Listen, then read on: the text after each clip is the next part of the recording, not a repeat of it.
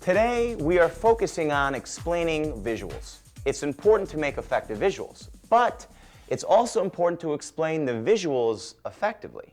And what does effective mean? Again, you be the judge. Let's compare two presentations about the same visual. Here's presentation number 1.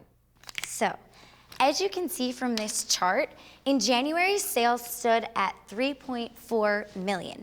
And as you can also see from this chart, in February, sales stood at 3.7 million. And this was followed by a slight increase in March and April. And then you could see that in May, sales stood at $5.2 million. And this was followed by a slight decline in sales in June and July, which was followed by a sudden, sharp increase in August through October. And in August, sales went up by 2.7 million. And in September, they rose to 7.3 million.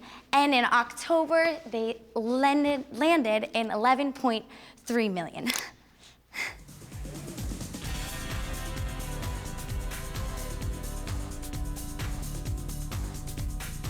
This bar graph shows monthly sales from January to October.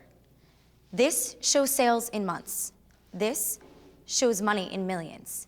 Now, the key point on this graph is here in June and July, where the sales fell. Now, why did the sales fall in these months? The next chart will give you an answer. Two presentations where the speaker explains the same graph. Which explanation was more effective? The first one or the second one? I guess we can all agree the second one was more effective, but why?